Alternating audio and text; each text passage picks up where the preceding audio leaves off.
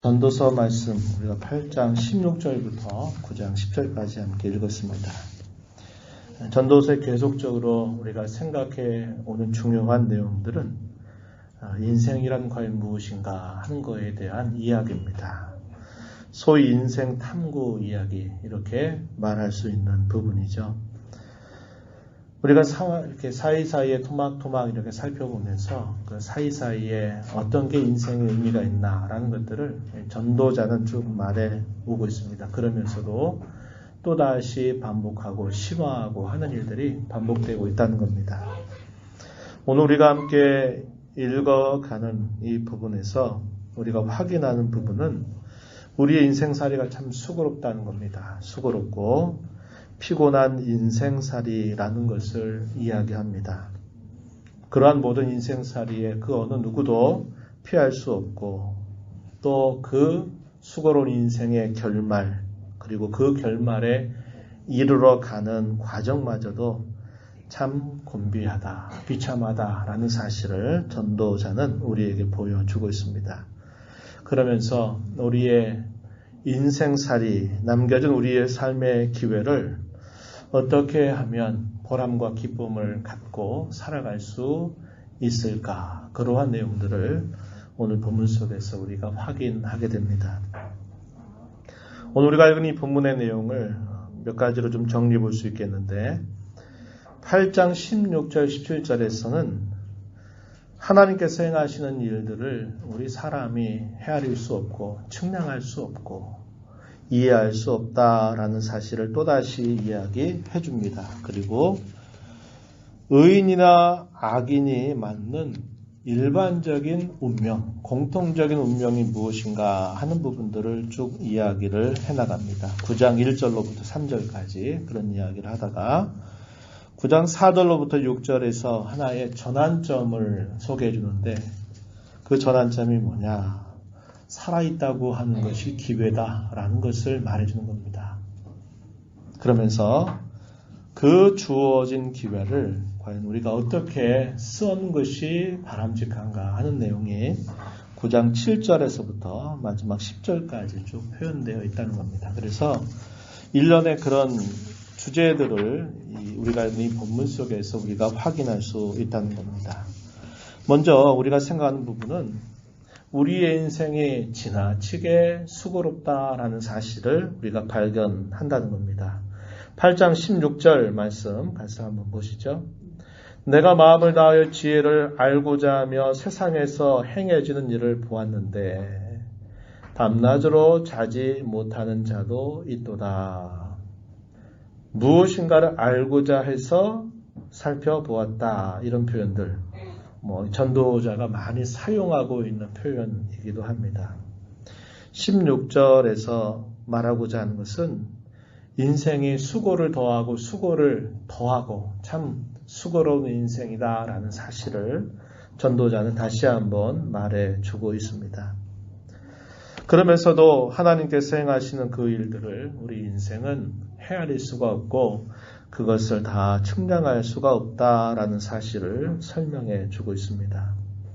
17절에 보면은 능히 알아낼 수 없도다. 능히 알지 못하나니 능히 알아내지 못하리로다. 한 절에 무려 알 수 없다, 알아낼 수 없다라는 표현을 3번이나 반복을 합니다. 이것은 우리가 앞에서 읽어왔던 여러 말씀 중에서도 확인했던 부분이죠. 우리의 앞날을 그 어느 누구도 예측할 수 없다는 겁니다. 사람이 태어나서 사람이 무덤으로 가는 그 사이에 일어나는 수많은 일과 사건들, 그것은 우리의 통제 안에 있는 것보다 우리의 통제 바깥에서 불현듯 일어나는 일들이 많다는 겁니다. 통제 불능이라고 하는 거예요. 나는 좋은 걸 기대했는데 우리 앞에 어려운 것이 우리를 기다리고 있을 때도 있다는 거죠. 우리의 계획과 전혀 다른 일들이 우리 앞에 펼쳐질 수 있다는 것을 우리는 인생을 살면서 많이 경험을 하게 되는 겁니다. 전도자도 그 이야기를 우리에게 말해주는 거죠.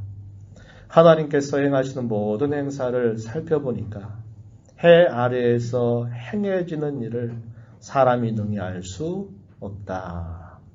아무리 애써 알아보려고 한다 하더라도 능히 알지 못한다.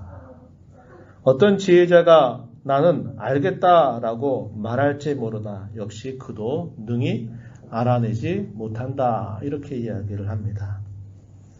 이것은 인생의 그 눈앞에 펼쳐지는 그런 각기 일들에 대한 우리의 마땅한 고백일 수밖에 없는 거죠. 무슨 일이 일어날지 우리는 한치 앞을 알 수 없다는 것입니다. 그러나 성경은 우리에게 넓게 그 일에 대해서는 분명하게 가르쳐 줍니다. 그것이 뭐냐? 하나님이 이 세상의 역사를 주장하시면서 이 세상 가운데 이루어 가신 일에 대하여서는 하나님께서 분명하게 말씀해 주고 있다고 하는 겁니다. 그 내용을 이렇게 정리해 볼 수 있을 겁니다. 하나님께서 행하시는 모든 일은 그분의 나라를 세우시고 사람들을 불러서 그 나라의 백성이 되게 하시고 그 백성된 그들을 끊임없이 빚어 가시는 일을 하나님은 행하신다는 겁니다. 이것은 성경의 확고한 약속이 된다고 하는 것입니다. 여러분 바둑이나 장기, 오목이라고 하는 거 두어보신 경험이 있으신가요? 바둑이나 장기나 오목 그걸 통해서 결국 추구하는 게 뭘까요? 그 게임에서 내가 이기는 겁니다. 승패를 결정짓는 일을 결국 그 끝에서 우리가 맡게 되는데 그 승패가 결정되는 과정이 복잡하다는 겁니다. 때로는 돌이나 장기 알을 몇 개 놓지 않아서 그 승패가 결정되는 경우도 있지만 어떤 경우에는 아주 치열한 접전이 일어나고 수많은 수싸움들이 일어나면서 엎치락 뒤치락 하는 과정들이 반복이 됩니다. 그러다가 마침내 결과가 주어지는 거죠. 누가 이겼다, 누가 패했다라는 결과가 나타난다고 하는 겁니다. 상대가 어떻게 공격을 해오고 도전을 하느냐에 따라서 그 도전에 한편으로는 응전을 하죠. 네가 수를 그렇게 두었다면 나는 이렇게 맞서겠다. 이렇게 수를 놓습니다. 그러면서도 또 의도하는 게 뭘까요? 내가 하고자 하는 바를 세워가는 일을 계속 하는 겁니다. 상대방이 공격을 해올 때 그 공격을 막고 차단하면서 내가 결국 승리하기 위한 수를 계속 세워나가다 보면 그 결과 끝에서 이겼다라고 하는 결말이 주어지게 되는 겁니다. 하나님께서 우리가 살아가는 인생 가운데서 행하는 수많은 일들이 참 복잡하고 우리가 볼 때는 통제할 수 없고 이해할 수 없는 많은 일들이 일어납니다. 우린 이걸 기대했는데 하나님은 전혀 다른 일들을 우리 앞에서 내어주시기도 하고 우리의 계획과 반대되는 일들을 하나님께서는 우리에게 허락하시기도 해요. 그런 많은 수들이 있을 때 우리는 그 수를 다 이해할 수 없다는 겁니다. 그러나 하나님은 그 모든 수싸움에서 모든 것을 하나님이 정리해 가면서 하나님의 계획을 무너뜨리고 하나님의 의도를 꺾으려고 하는 모든 악의 세력들, 사탄의 어떠한 괴계들도 다 그것을 응전하시면서 하나님께서 결국 행하고자 하시는 바를 반드시 이루신다고 성경은 우리에게 가르쳐 주는 겁니다.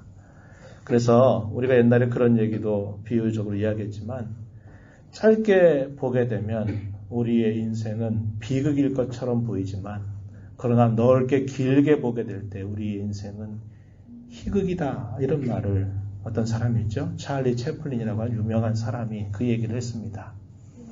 우리의 성도의 삶에 있어서도 예수 믿으면 모든 게 다 일사천리로 다 형통하고 잘 되고 다 그렇게만 되기를 기대하는데 그런 일들이 우리에게 바로 주어지지 않는다는 겁니다. 수많은 수싸움이 일어나죠.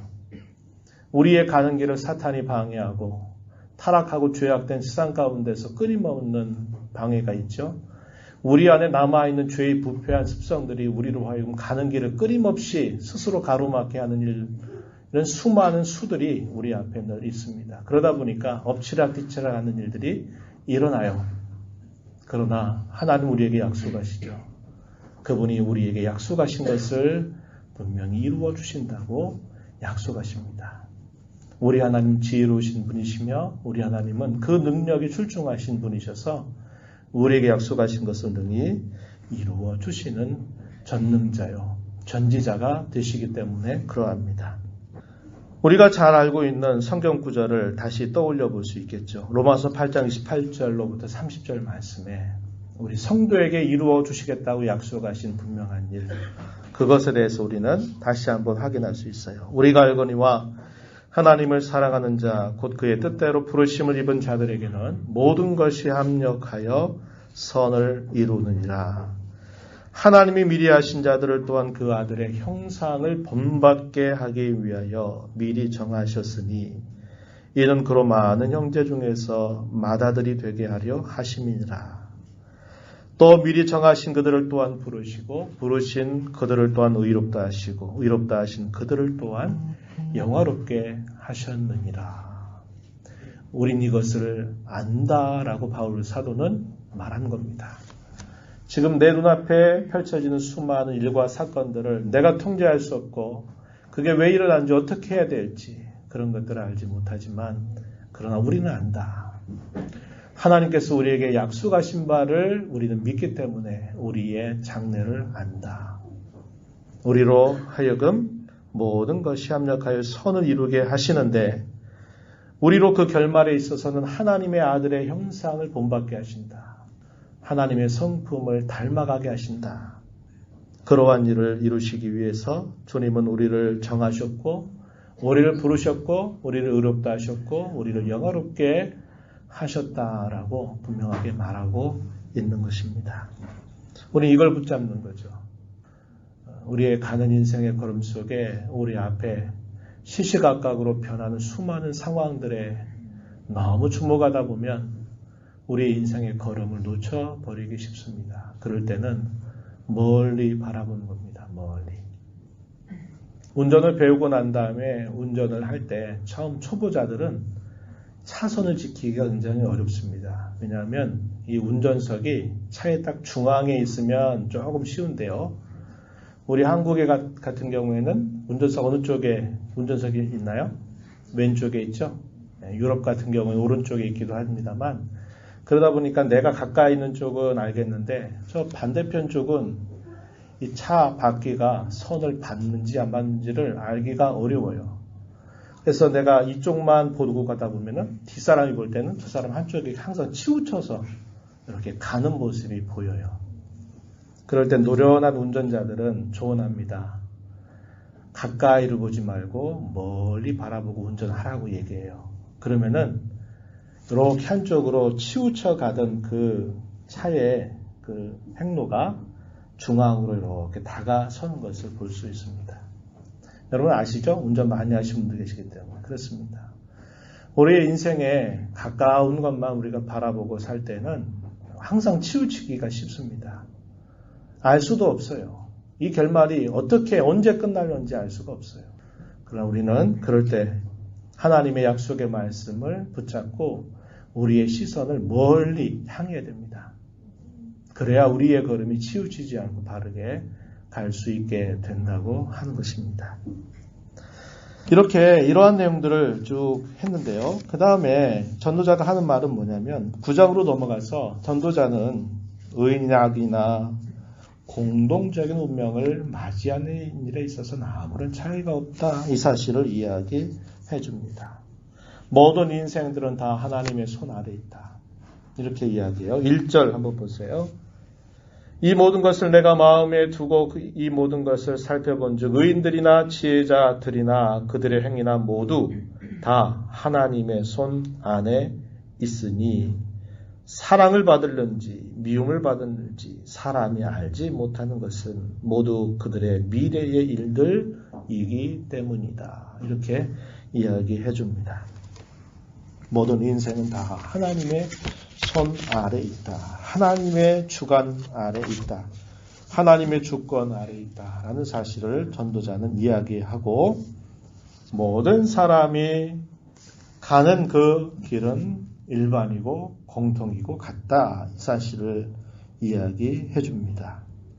2절과 3절 말씀에 보면 그 이야기를 해요. 우리가 앞에서도 이런 부분을 살핀 바가 있는데 2절, 3절을 또다시 이야기합니다. 2절 한번 가서 보세요. 모든 사람에게 임하는 그 모든 것이 일반이라. 의인과 악인, 선한 자와 깨끗한 자와 깨끗하지 아니한 자, 제사를 드리는 자와 제사를 드리지 않는 자, 이게 일어나는 일들이 모두 일반이다. 또 2절 끝에 가면 일반이로다. 3절 모든 사람의 결국은 일반이라 이렇게 말합니다. 2절과 3절에서 전도자가 강조하고 있는 표현임을 알 수 있죠. 일반이다 이 말은 같다 이 말입니다. 똑같다 이 말을 무려 4번씩이나 반복하고 있어요. 우리가 인생을 살면서 사람들은 어떤 쪽에만 관심을 기울입니까? 사람은 같다라는 거 인정하고 싶어 하지 않아요. 다르다는 것을 더 관심 갖습니다. 보통 사람들은 다 다르다는 거예요. 나는 너와 달라. 이걸 항상 관심을 기울입니다. 나는 너와는 차이가 있어. 너하고 나하고 똑같다고 생각하지 마. 나는 너하고 달라. 이것에 관심이 있어요. 또 사람들의 관심은 누가 더 높으냐, 누가 더 아래냐, 누가 더 우열이냐 하는 것을 항상 가리려고 하는데 관심을 가지고 있습니다. 그래서 사람들이 딱 처음 만나서 몇 마디 딱 대화해보고 무슨 생각하자요? 아, 이 사람은 이런 사람이구나. 자기 나름대로 딱 결정을 내려버려요. 그래서 자기가 이 사람에게 좀 높은 위치를 대해야 되는지 아니면 그냥 비슷하게 대해도 되는지 아니면 나보다 조금 안 되는구나 이렇게 생각해서 어떻게 처신해야 될지를 결정을 해버려요. 아주 안 좋은 악습이죠. 근데 사람이 본성상 그런 것들을 늘 기울인다는 겁니다. 이런 것들이 보편화되어 있어요. 직장에 가서 어떤 사람을 만날 때 항상 이런 문제를 가려내기 시작하는 겁니다. 다르다는 거죠. 차이가 있다는 거죠. 우열의 문제를 가려냅니다. 교회 안에서도 똑같아요. 이 사람의 부패한 본성이 교회 안에서도 나는 너하고 달라. 너는 나하고 똑같다고 말하지 마. 난 너보다 훨씬 나아. 이런 쪽에 항상 관심을 가져요. 다르다. 차이 있다. 더 낫다. 라는 것을 항상 이 교회 안에서도 가려내려고 하는 부패한 습성들이 우리에게는 아주 익숙합니다. 이런 문제가 우리 가운데 있어요. 우리가 하나님의 말씀을 통해서 하나님 말씀의 거울 앞에 우리 자신을 언제나 들여다보고 절대자이신 하나님 앞에서 우리가 어떠한 존재인가를 깨닫지 못하면 우린 똑같이 세상살이 하면서 늘 가리고 또 다르다고 생각하고 차이가 있다고 생각하고 하는 것들을 교회 안에서도 신자들 사이에 똑같은 그런 생각을 가지고서 신앙생활 할 때가 많아요. 악습입니다. 아주 나쁜 악습이에요. 왜 그러냐? 사람들과 스스로 비교하는 일 때문에 그러합니다. 사람들과 비교해서 우열을 가려내고 난 다르고 차이가 있고 라는 것을 해서 자신이 인정받기를 기대하는 마음을 가지고 있는 거예요. 이게 교회 안에 모든 문제들 속에 근원의 문제가 생기는 겁니다. 우리가 지난 여러 시간들 동안 고린도전서 말씀을 함께 살펴본 적이 있었죠. 1장에서 바울 사도가 고린도 교회를 향해서 칭찬하고 난 말을 하고 난 다음에 가장 먼저 처음 언급하는 말이 뭐였습니까? 다툼, 분열, 당을 짓는 모습. 난 누구가 내 스승이다 라고 하는 것을 이야기해가지고 끊임없이 다르다라는 것을 이야기하면서 하나됨을 깨뜨려버리는 일들이 있었다고 하는 것입니다. 그 근저에는 무슨 마음이 있느냐? 자기 자랑이에요. 자기 자랑. 다른 데 있는 게 아닙니다. 자기 자랑이 있다는 거예요. 그래서 바울 사도는 그러한 이들을 향해서 처방을 내릴 때 어디로 데려가느냐? 그리스도의 십자가 앞으로 데려가는 겁니다. 십자가 앞에서 너희 자신을 생각해라. 주님의 십자가 앞에 나아가지 않는다면 이런 문제는 해결되지 않는다는 것을 이야기하고 있는 겁니다. 전도서 오늘 우리가 읽은 이 본문 속에서 다름, 차이, 우열 여기에 관심을 기울이지만 지금 전도자는 사람들로 하여금 결말이 같다는 것을 주목해라. 일반이다 이 사실을 강조해주고 있다는 겁니다. 그 같음이 과연 무엇이냐? 그 일반이 무엇이냐? 그것은 모든 사람이 결국 죽음에 처할 운명에 다다르게 된다라는 것을 말하고요. 그러한 과정에 이른 것 또한 참으로 비참하다라는 사실을 우리에게 일깨워 줍니다. 본문 3절 말씀 한번 우리 함께 읽어보겠습니다. 다시 한번 읽어봐요. 3절 시작. 모든 사람의 결국은 일반이라. 이것은 해 아래에서 행해지는 모든 일 중에 악한 것이니 곧 인생의 마음에는 악이 가득하여 그들의 평생에 미친 마음을 품고 있다가 후에는 죽은 자들에게로 돌아가는 것이라. 여기서 뭐라고 말합니까? 해 아래에서 행해지던 모든 일 중에 악한 것이라고 말하는데 그게 뭐냐? 인생의 마음에는, 사람들의 마음에는 악이 가득해서 그들의 평생에 미친 마음 품고 있다가 악을 품고 있다 이 말이죠. 후에는 죽은 자들에게로 돌아가는 것이다. 죽음이라고 하는 것이 다 공통적인데 그 죽음에 이르러가는 과정 또한 비참하다는 겁니다. 왜 비참할까요? 악을 품고 있다가 악에 미쳐 살다가 결국은 죽음으로 가게 된다는 것이죠. 이게 비참한 일이다라고 이야기를 해주는 겁니다. 크게 다르다, 크게 차이가 있다. 그 누가 낫다, 누가 못하다라는 것이 우리의 세상 속에는 큰 것처럼 보이지만 하나님 앞에서는 다 일반이라는 거죠. 도토리 기재기와 같이 우리가 하나님 앞에 설 때는 이런 인생에 지나지 않는다는 것을 간과해서는 안 됩니다. 언제 이런 게 벗겨질까요?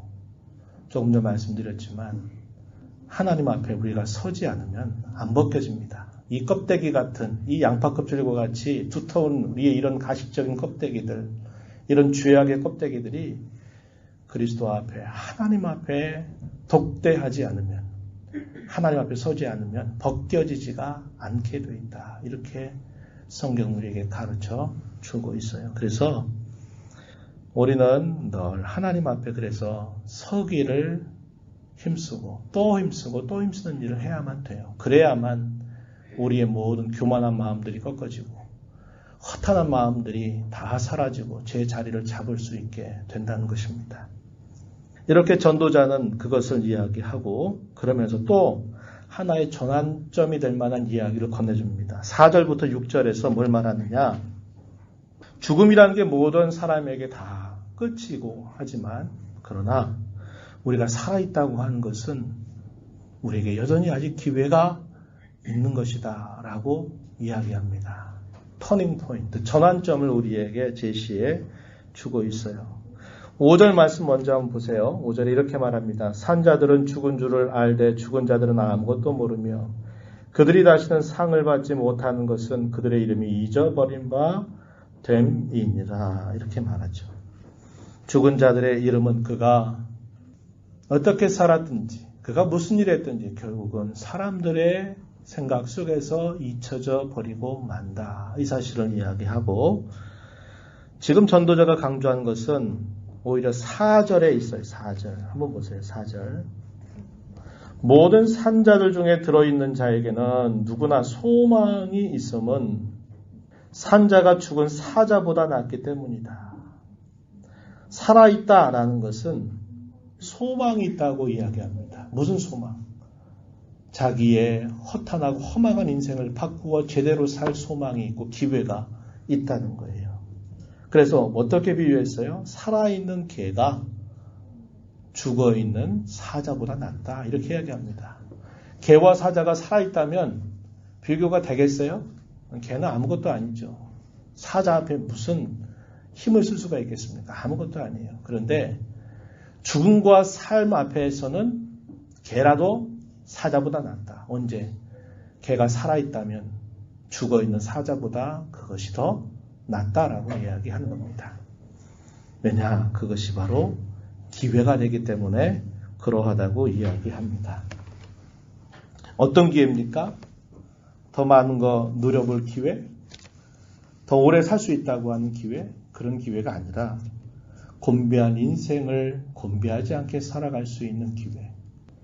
허망한 삶을 살아갈 수밖에 없는 인생에서 벗어나서 하나님 앞에 보람이 있고 기쁘게 살아갈 수 있는 기회, 그런 기회가 있다고 이야기하는 겁니다. 그러면서 우리가 읽은 이제 마지막 부분 7절부터 10절에서는 그런 기회를 어떻게 우리가 쓸까? 그저 수명만 길게 산다는 것이 그게 값진 것일까? 의미 없다는 거예요.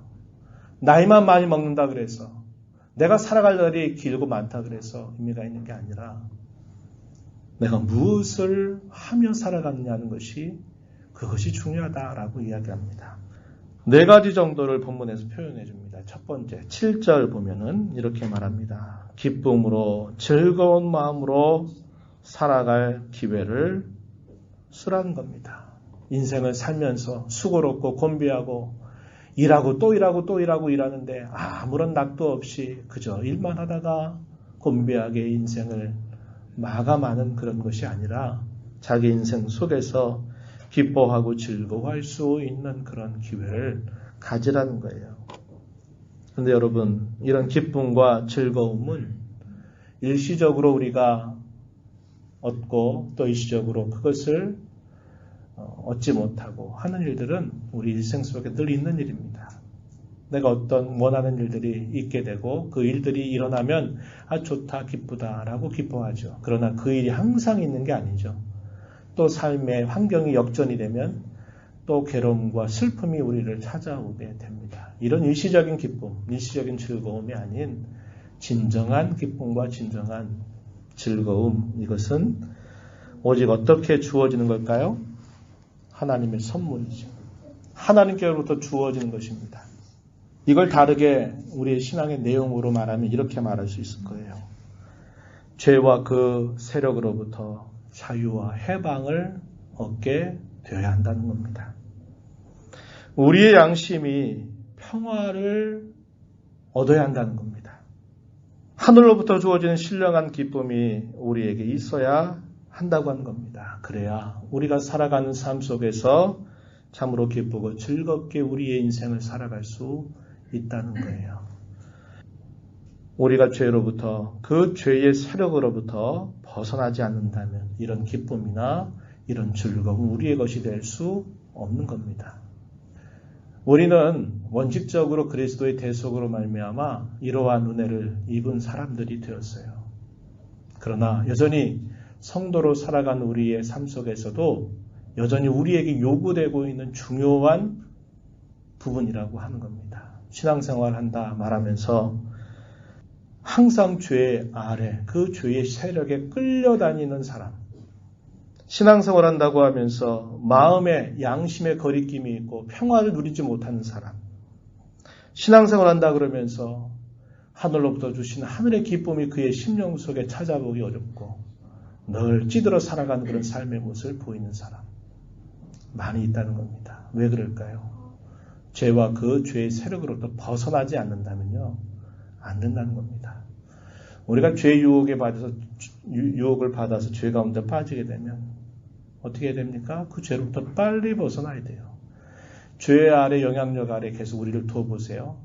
우리의 양심의 평화는 깨어지게 돼 있고 우리의 기쁨은 사라지게 돼 있고 우리의 즐거움도 역시 사라질 수밖에 없게 된다는 것입니다. 그래서 우리는 죄와 그 세력으로부터 언제나 벗어나는 거룩한 삶을 살아가기를 힘써 가야 되고, 우리가 연약하기 때문에 옛사람이 습성 때문에 죄에 또 빠지게 되면 빨리 그 죄로부터 올바르게 벗어나야만 돼요. 벗어나지 않고 계속 그런 죄악 가운데 품고 있다면 아무리 그가 신자라도 그의 심령 속에는 이런 양심의 평화나 기쁨이나 즐거움을 얻을 수 없는 것입니다. 이 사실을 우리는 중요하게 여겨야 될 것이에요. 두 번째는 이렇게 말합니다. 내 의복을 항상 희게 하며 내 머리에 향기름을 거치지 아니하도록 하라. 이렇게 권면합니다. 8절 말씀에 보면 이렇게 말하죠. 어떻게 살라는 겁니까? 캐세라세라. 어차피 죽을 인생, 내 하고 싶은 대로 마음대로 살다가 죽지 뭐, 이런 게 아니라 단정하고 정결한 행실을 가지고 주의 인생을 살라라고 교훈해 주는 이야기입니다. 세 번째는 가정생활을 행복하게 하라고 권면합니다. 9절 말씀에 사랑하는 아내와 함께 즐겁게 살 것을 이야기합니다. 이 땅에서 우리에게 주어진 기회를 잘 선용하는 그 길은 가정 생활을 행복하게 잘 해가는 겁니다. 남편과 아내가 또 부모와 자녀 간의 그런 화목한, 주 안에서 그런 화목한 가정을 이루어가는 일이 참 중요하다. 이 사실을 이야기하고요. 마지막 네 번째는 10절에 보니까 이렇게 말합니다. 내 손이 이를 얻는 대로 힘을 다하여 하라. 이건 다시 말하면 자신에게 주어진 일에 최선을 다하는 삶을 살아가라고 이야기하고 있는 겁니다. 우리가 살아가는 삶의 과정을 소중하게 여기는 자세를 가지라는 거예요. 결과 중심의 삶에 우리를 그대로 내버려 두지 말고 그 결과를 바라보고 살아가는 우리의 삶의 과정을 최선을 다해서 살아가는 자세를 가지라고 이야기하는 겁니다. 하나님은 결과만을 보시는 것이 아니라 그 과정의 어떠함을 언제나 보고 계시기 때문에 그러합니다. 오늘 이 말씀을 가지고 두 가지를 적용하고 마무리하고자 합니다. 첫 번째는 뭐냐? 우리가 살펴왔던 내용의 이야기입니다. 모든 공고한 인생, 비참한 인생살이가 아니라 참으로 가치 있는 인생살이가 무엇인가 하는 것을 우리는 오늘 말씀을 통해서 다시 배울 수 있습니다. 우리 인생 스스로에게는 어떤 답이 없어요. 해답이 없어요. 노답입니다. 노답. 하나님만이 저와 여러분의 인생을 새롭게 하실 수 있습니다. 하나님께서 베풀어 주시는 그분의 은혜만이 그분께서 행해 주셔야만 우리는 새로움을 얻을 수 있고 새로워질 수 있습니다. 이걸 이렇게 말할 수 있습니다. 하나님 편에서 말한다면 오직 그분의 은혜만이 저와 여러분의 삶을 기쁘고 즐겁게 하실 수 있다는 겁니다. 그러나 우리 편으로 말해볼까요? 그것은 조금 전 말씀드렸던 것처럼 우리 편에서 말한다면 우리가 죄와 그 세력으로부터 벗어나서 자유와 해방을 얻는 데 있고 양심의 평화를 얻는 데 있고 진정한 하늘의 기쁨을 얻어야만 우리의 인생을 하나님 앞에 기쁘고 즐겁게 살아갈 수 있다는 겁니다. 죄를 떠나는 삶을 살아야 된다고 하는 거예요. 죄 짓고는 우리가 편안하게 살 수 없습니다. 이 부분을 우린 다시 한번 배우면서 저와 여러분이 살아가는 우리의 삶 속에서 이러한 양심의 평화, 하늘의 기쁨, 또 우리가 죄와 그 세력으로부터 진정한 자유함을 얻는 삶을 살게 되기를 진심으로 바랍니다. 두 번째는 본래 사람이 수고하고 노동한다는 것은 하나님의 귀한 선물입니다. 그건 단순히 우리가 먹고 사는 문제를 넘어서서 그것은 하나님의 선물일 뿐만 아니라 하나님의 거룩한 나라를 이루는 도구라고 하는 겁니다. 창세기 1장 26절 이하에 보게 되면 하나님께서 이렇게 말씀하셔요. 우리가 우리의 형상을 따라 우리의 모양대로 사람을 만들고 그들에게 바다의 물고기, 하늘의 새, 가축과 온 땅과 땅에 기는 모든 것을 다스리게 하자 이렇게 말씀하시고 사람을 창조하시되 자기의 형상을 따라 창조하셔서 남자와 여자로 창조하십니다. 그리고 복을 주세요. 생육하고 번성하고 땅에 충만하라 이렇게 말씀하세요. 다스려라 그럽니다. 근데 어떤 다스림일까요? 사람이 모든 창조 세계의 왕이 돼서 자기 하고 싶은 대로 아무렇게나 하라는 그런 다스림, 그런 왕이 아니라 어떤 왕일까요? 하나님을 섬기는 왕으로서 다스리라는 거예요. 그게 뭐 하는 겁니까? 열심히 창조하신 세계를 경작하고 거기에서 무엇인가를 일구어나는 일을 통해서 하나님을 섬기라고 이야기한 겁니다. 이걸 다르게 뭐라고 그러냐면 문화명령이라고 불러요. 문화명령. 하나님이 첫사람 아담과 하와를 창조하시고 에덴 동산에 두시면서 하나님이 기대하신 것은 그저 계속 그렇게 살아가는 게 아니라 하나님께서 주신 지혜와 총명을 잘 사용해서 그 땅을 경작해서 그 경작한 산물을 가지고서 하나님을 기쁘게 섬기도록 하라고 하는 뜻이 있었어요. 그걸 다르게 문화를 창조할 사명을 하나님이 부여해 주신 겁니다. 그러나 오늘날 우리가 생각하는 이 문화는 어떤 문화입니까? 죄의 문화, 타락의 문화로 만들어져 버렸어요. 문화에 젖으면 다 신앙에서 떠나버리는 그런 현실이 되고 말았다는 겁니다. 하나님이 사람에게 수고하고 노동을 주고자 하신 것은 하나님께서 기뻐하시는 참 문화를 만들어내서 그 문화가 하나님 나라의 문화가 되게 하고 하나님을 찬양하는 도구가 되게 하시려는 데 그 뜻이 있었다고 하는 거예요. 그런데 왜 이런 것들이 안 돼 버렸습니까? 그저 수고가 수고로 끝나버리고 수고가 사람을 피곤하게 만들고 비참하게 만들게 된 그 이유는 무엇 때문이었습니까? 그것은 사람이 하나님을 떠난 겁니다. 하나님의 말씀을 떠났어요. 그리고 자기 인생의 주인이 자기 자신이라고 생각하면서 스스로 자기 삶을 마음대로 결정하고 살아가는 거기로부터 시작된 일이라고 하는 거예요. 다르게 말하면 죄와 타락이라고 하는 것이 노동을 그저 수고로운 일로만, 피곤한 일로만, 곤비한 일로만, 비참한 일로만 만들어 버렸다는 거예요. 저와 여러분이 예수 그리스도로 말미암아 구원을 받았다는 것은 저와 여러분이 무슨 일을 하든지 그 일이 하나님의 나라를 위한 일이 되기를 기대하시는 것이고 하나님의 영광을 나타내는 일이 되게 하시기를 원하시는 뜻이 있다는 겁니다. 예수님의 구속은 우리의 몸과 영혼을 새롭게 하실 뿐만 아니라 심지어는 모든 만물을 하나 되게 하신다고 성경이 우리에게 가르쳐 줍니다. 에베소서 1장 10절 말씀에 보면 이렇게 말해요. 하늘에 있는 것이나 땅에 있는 것이나 다 그리스도 안에서 통일되게 하려 하심이라. 이 통일된다 이 말은 하나 된다 이 말입니다. 이걸 다르게 말하면 모든 창조하신 세계가 회복된다라는 것을 우리에게 가르쳐주는 말씀이에요. 주님이 이 땅에 재림해 오시면 우리 이 땅이 다 썩어 문드러져가지고 이 땅이 다 사라져버리고 없고 새하늘과 새 땅으로 올라가는 게 아니라 우리가 거주하고 있는 이 땅이 전적으로 질적으로 새로워져서 하나님이 창조하신 아름다운 세계로 회복될 그것을 성경이 우리에게 약속하고 있는 거예요. 하나님은 저와 여러분을 온전하게 하실 이 구원에 대한 영광을 약속하실 뿐만 아니라 이 창조하신 모든 세계가 질적으로 새롭게 될 것을 우리에게 약속하고 있다는 거예요. 그래서 우리가 이 땅에 사는 동안 우리는 이것을 내다보면서 주일날 살폈던 것처럼 광야의 길을 내시고 사막의 강을 내신다 이 말은 상징적인 표현이기도 하지만 이 죄악으로 타락된 이 세계가 하나님에 의해서 온전히 회복되고 새롭게 될 것을 우리에게 약속하시는 말씀이기도 한 거예요. 우리 그걸 내다보면서 구원받은 자로서 우리가 매일매일 수고하고 노력하고 애를 쓰는 게 무엇을 위한 것이 되어야 합니까?